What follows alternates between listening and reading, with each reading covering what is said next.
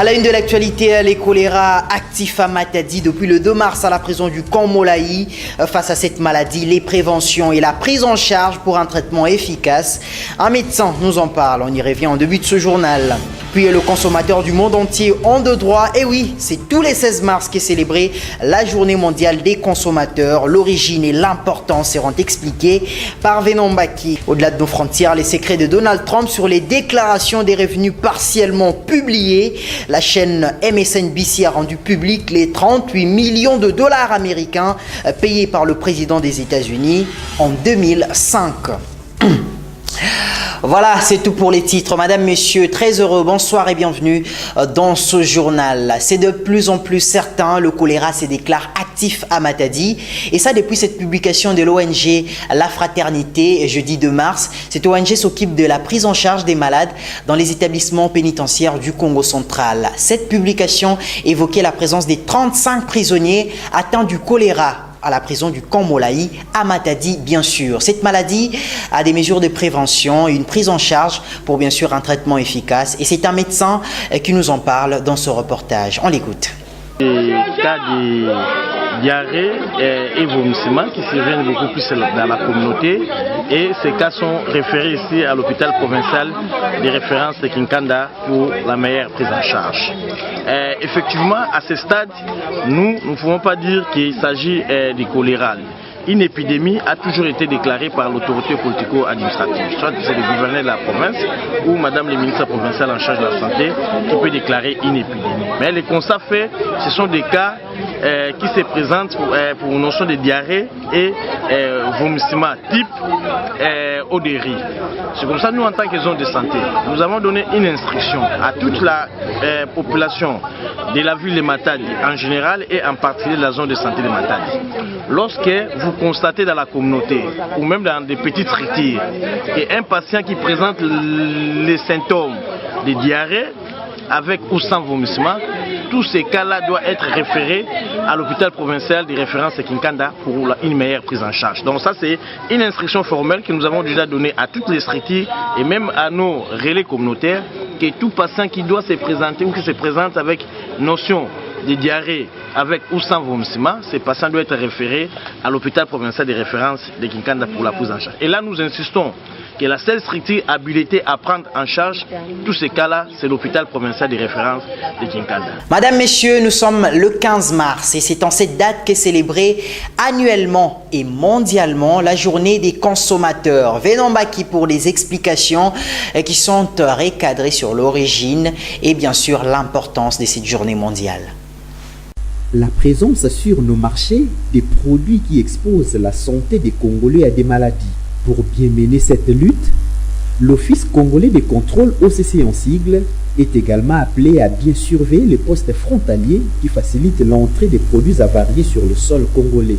L'agriculture, le pêche et l'élevage doivent être priorisés toute l'étendue de la RDC afin d'alléger tant soit peu la carence des produits alimentaires des terres de première nécessité. Dire de la sorte, les droits des consommateurs congolais seront respectés et par là, cette célébration de la Journée internationale des droits des consommateurs aura son vrai sens. Ils sont très actifs, les membres du club des fidèles de Sarah TV, mais surtout, ils savent s'entretenir. Samedi dernier, s'est tenue une réunion entre le membre de la cellule Londe, ici à Matadi, et bien sûr, le secrétaire du club des fidèles de Sarah TV. Je parle là de monsieur Babson. Ça s'est déroulé, bien sûr, à Londe, dans la commune de Matadi. Regardez. La cellule Londe est l'une des plus anciennes du club des fidèles de Sarah TV. Elle a ses bureaux pas loin du complexe scolaire Londe, dans la commune de Matadi. Samedi dernier, la direction générale a dépêché le secrétaire Babson pour ce qui représente plus qu'une visite de courtoisie, une inspection. Debout au centre de doyen de cette cellule, M. Babson a rappelé les fondements du club, partant du respect strict de la devise Amour, entraide et solidarité, et celui des autres exigences du club, entre autres les cotisations. Dans le cadre du club le fidèle Sarah TV, on a cellule à Londe, qui est dans le cadre du club fidèle Sarah TV. Parmi l'une des cellules à club, mais même que ça me solana baou, coucou waïne qui na baou parce que le club fidèle Sarah TV, objectif qu'elle est à Hollande la suivi par cellule. nous avons suivi ya cellule Londe que les mots c'est ba yaya ya cellule club VF Sara TV on soit na ba ou na ba membre kuzaba qu'est-ce qui se passe ninto na sala ninto na bongisa ninto na ku ka tsa ku bule ça na toujours évolution club VF Sara TV, raison pour laquelle vous qui nous suivez depuis Londe, si vous voulez devenir membre du club de Sara TV, l'essentiel qui est Beno Kota na Kati, voilà, il suffit Beno Kouza la avenue Kinshasa numéro 16, avenue l'hôpital numéro 16. Donc toujours en face, il y a école, il y a Londe, de club de Sara TV, c'est l'île Londe qui est Awa. Donc quand on a une grande famille club de Sara TV, quand on a club c'est à cœur ouvert que les membres de la cellule Londe ont reçu ces messages qui viennent directement de la direction générale. Notons cependant que le secrétaire n'a pas monopolisé la parole. Il a pris le temps d'écouter les remerciements et les inquiétudes soulevées par ses doyens. C'est en toute amitié que cette rencontre a eu lieu.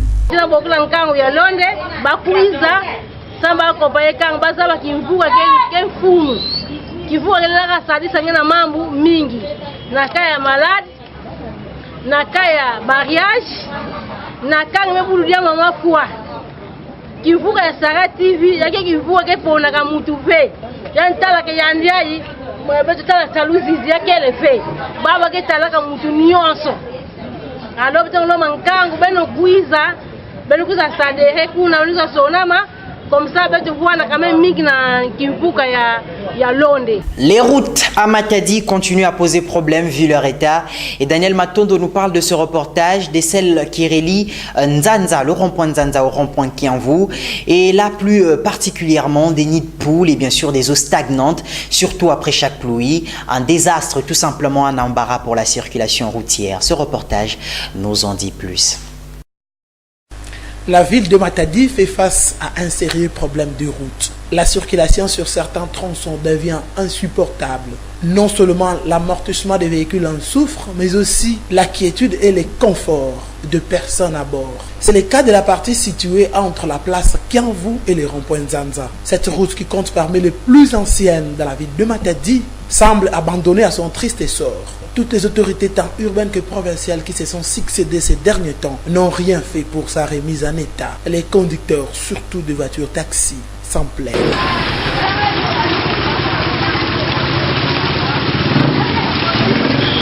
Page noire à présent, homme de médias, marié, Robert Kayama, journaliste à la chaîne RTNC du Congo central, nous a quittés depuis le 28 février dernier en plein reportage à Ciné Palace dans la commune de Matadi. Après la sortie du corps mardi 14 mars, c'est ce mercredi 15 mars après-midi que la mise en terre a eu lieu. Daniel Matondo nous en parle. Décédé le 28 février dernier, les corps de Robert Kayama, journaliste et reporter à la radio-télévision nationale congolaise RTNC Congo central, est sorti de la morgue de l'hôpital général de référence de Kinkanda. C'est mardi 14 mars. Exposé dans la salle Tsona située sur la place Coca-Cola dans la commune de Matadi, sa dépouille mortelle a reçu les hommages dignes de son rang, venus de tous ceux avec qui il a partagé sa vie sur cette terre. Avant la levée du corps à 14h30, douleur et émotion ont gagné tous les esprits. Plusieurs personnalités ont fait le déplacement pour dire au revoir à Robert Kayama. Autorités tant civiles que militaires, collègues des services, confrères de profession, membres de famille, amis et connaissances, tous ont tenu à pouvoir exprimer leur attachement et leur affection à celui que nombreux appelaient affectueusement Ya Robert. Il convient de rappeler que ce vaillant journaliste talentueux est mort arme à la main en plein exercice de son travail, en reportage à l'hôtel Vivi Palace. C'est là que la mort lui a arraché l'affection de ses nombreux confrères journalistes après une crise. Robert Kayama laisse une veuve, Madame Florence, avec qui il s'est marié il y a à peine une année, et un bébé né quelques jours après sa mort, pour qui il avait déjà de son vivant trouvé un nom, Roberta. Conduit par leur directeur de programme Basunga Banzaba, les agents de Sara TV ont également rendu hommage à Robert Kayama.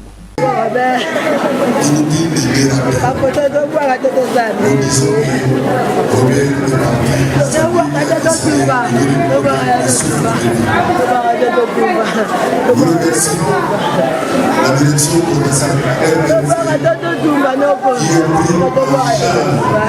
la totalité des frais. Nous remercions aussi l'église La Ronde pour son encadrement spirituel. À vous, amis et connaissances, qui avez bien voulu partager ces premiers moments de douleur avec nous, nous vous disons aussi merci. Au directeur provincial de la RDC, au révérend pasteur Maurice, nous sommes déjà reconnaissants pour les bonnes paroles que vous avez prononcées et les promesses engagées en faveur de la petite Roberta qui est née 4 jours après le démarrage. Roberta et sa mère, elles sont à l'hôpital, elles se portent bien. Et le Seigneur vous bénisse.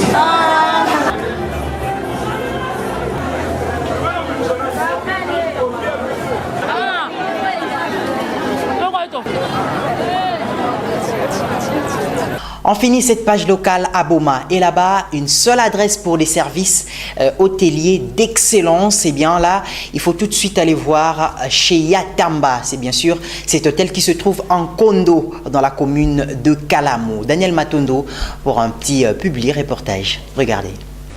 La ville historique de Boma s'est enrichie d'une nouvelle entreprise hôtelière. Il s'agit de l'hôtel chez Yatamba et se trouve au quartier d'Umbu dans la commune de Kalamo. Ce cadre VIP est déjà ouvert au public. Il dispose de boutiques, de chambres de grande classe, d'une grande salle pour toutes sortes de fêtes, de conférences, ainsi que d'autres activités. L'ouverture de l'hôtel chez Yatamba vient ainsi relever un défi ainsi qu'apporter des réponses appropriées aux questions que se sont longtemps posées les Bomatraciens en matière d'hôtels de ces calibres. Je crois que la population du Bas-Congo va en bénéficier, particulièrement celle de la ville de Boma. C'est un ouvrage où nous avons pratiquement construit un hébergement communément appelé flat et puis une salle de fête moderne de monsieur Tamba Boko, un homme un peu très courageux dans ses services. Et ça fait 3 ans depuis qu'il s'est investi dans la ville pour faire tous ces travaux. Et voilà qu'il est à la fin de tous ces travaux. Et c'est pourquoi nous avons essayé d'appeler les hommes des médias pour qu'ils nous aident un peu à faire connaître l'ouvrage et qui sera pratiquement pour l'intérêt de la ville de Boma de manière particulière et de la province du Bas-Congo de manière générale. Pour ce qui est de la salle de fête, vous voyez un peu les décors de la salle. Ce n'est pas une décoration ordinaire. Nous avons climatisé la salle de fête. Également les services. Nous avons pensé que les services doivent être vraiment propres. Et nous tenons à cela. Parce qu'au fait, quand l'ouvrage n'est pas propre, les gens viennent et sont découragés. Nous tenons aussi à la qualité des travailleurs qui vont aussi être dans les services ici. Ce sera des travailleurs qui seront outillés et qui vont accompagner les services pour la fête. Fin de la page locale. Au-delà de nos frontières, Madame, Monsieur, il existe une coutume aux États-Unis qui, bien sûr, oblige aux candidats de la Maison-Blanche de toujours dévoiler leur déclaration des revenus, les impôts. Chose que Donald Trump, l'actuel président, n'a jamais faite. Serait-il un mauvais payeur de taxes? En tout cas, c'est ce qu'insinue cette publication de la BBCN qui a découvert les 38 millions de dollars que Donald Trump a payés en 2005 pour, bien sûr, les impôts sur environ ou plus de 150 millions de dollars des revenus. Voilà, on regarde. Une feuille d'imposition brandie fièrement tel un trophée. Dans la chasse au scoop, c'est MSNBC, souvent présenté comme proche des démocrates, qui a réussi ce que l'ensemble de la presse américaine cherchait à obtenir depuis des mois. C'est par mail que j'ai reçu le document. D'ailleurs, il est tout à fait possible que Donald Trump m'ait envoyé lui-même. Il a déjà fait ce genre de choses par le passé. Mais la Maison-Blanche a réagi à la publication de cette feuille d'imposition, dénonçant un acte illégal. Qu'apprend-on à la lecture du document? Que Donald Trump a réglé 36,5 millions de dollars d'impôts en 2005 pour des revenus dépassant les 150 millions, chiffre confirmé par la Maison-Blanche. D'où viennent ces feuilles va être l'une des questions clés. Qui d'autre a des copies de ces documents? Allons-nous voir des déclarations de différentes années apparaître? Durant la campagne, contrairement aux us et coutumes, Donald Trump a refusé de publier ses déclarations de revenus. Un manque de transparence dénoncé par son adversaire démocrate Hillary Clinton, qui l'accusait d'avoir toujours tenté d'échapper à l'impôt. En octobre dernier, le New York Times avait ainsi publié une déclaration fiscale datant de 1995, prouvant, selon le journal, que Donald Trump aurait évité de payer des impôts pendant près de 20 ans. Le fils aîné du président américain, Donald Trump Jr., a ironisé sur les révélations de MSNBC. Information de dernière minute, il y a 12 ans, Donald Trump a gagné beaucoup d'argent et payé beaucoup d'impôts. Fin de la page internationale, l'essentiel de la revue de presse. Une lecture assurée comme d'habitude par Vénan Baki.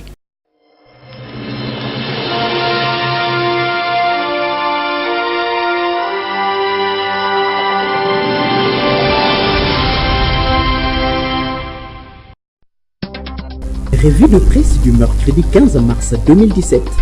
Rentrée parlementaire, blocage de l'accord du 31 décembre, annonce de l'émission des nouveaux billets de francs congolais sont les titres qui intéressent les journaux Paris mercredi 15 mars à Kinshasa. Après quelques semaines de vacances, les députés et sénateurs congolais reprennent ce mercredi 15 mars le chemin du Palais du Peuple pour démarrer la session ordinaire du mois de mars 2017 qui va durer 3 mois, indique La Prospérité qui s'interroge à la une pour quels enjeux.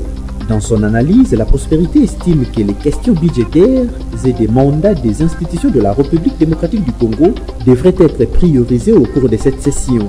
En ce qui concerne par exemple le budget, le Canard fait remarquer que le gouvernement se contente des crédits provisoires d'environ 500 millions de dollars américains. Logiquement, soutient le quotidien, la question du budget 2017 devient prioritaire. Outre le budget de l'État, les députés et sénateurs devraient aussi se pencher sur le mandat des parlementaires qui ont expiré depuis le début du mois de février dernier. Le quotidien rappelle que l'Assemblée nationale rejoint ainsi les autres institutions déjà hors mandat. Les assemblées provinciales les sont depuis des lustres. Il en est de même pour les Sénats, le président de la République et le gouverneur des provinces. L'avenir suppose que si les violences s'accordent entre les parties prenantes aux arrangements particuliers à la conférence épiscopale nationale du Congo SENCO, peut-être que cette session parlementaire verra l'investiture d'un nouveau Premier ministre. Cette investiture, estime le tabloïd, devra être conforme à l'accord de la Saint-Sylvestre qui octroie la primature au Rassemblement.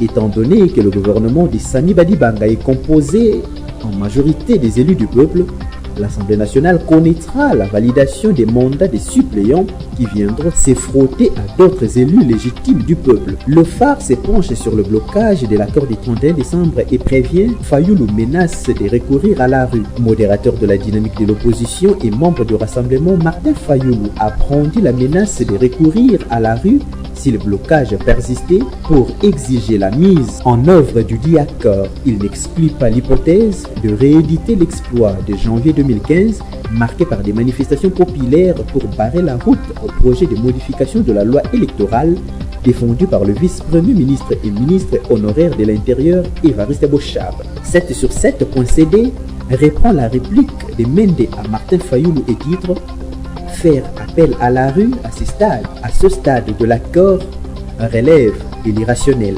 Enfin, dans un autre registre, Africa News annonce nouveau franc congolais en 2018. Selon la Banque centrale du Congo BCC qui annonce la nouvelle, l'émission des nouveaux billets est décidée pour combattre la contrefaçon. Le gouverneur de la BCC, Deogracias Mutombo, rappelle que le billet des banques actuellement en circulation ont été imprimés en 2005 et mis en circulation en 2012. Pour imprimer les nouveaux billets, le gouverneur de la Banque centrale a annoncé que de nouvelles machines de production des billets ont été achetées pour remplacer les anciennes, dont certaines sont en service depuis plus de 42 ans à l'Hôtel des Monnaies. C'est tout pour cette revue de presse. Merci à vous de l'avoir suivi.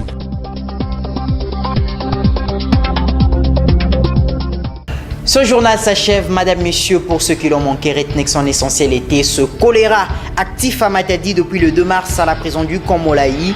Face à cette maladie, les préventions et la prise en charge pour le traitement. Un médecin nous en a parlé en détail. Puis les consommateurs du monde entier ont des droits, et oui, c'est tous les 15 mars qu'est célébrée la journée mondiale des consommateurs. On a parlé de l'origine et l'importance, bien sûr, de cette journée mondiale avec des explications d'Evenon Baki. Et pour finir, les secrets de Donald Trump sur les déclarations des revenus partiellement publiées aux États-Unis. La chaîne MSNBC a rendu public les 38 millions de dollars qu'a payé Donald Trump aux États-Unis, bien sûr, en 2005 sur plus de 150 millions de dollars de revenus. Merci d'avoir suivi ce journal avec autant d'attention. C'était un travail d'équipe. Dites merci donc à l'équipe technique de la Santé Radio Télévision et la rédaction. Je vous retrouve très prochainement pour un autre numéro du journal. D'ici là, portez-vous bien et au revoir.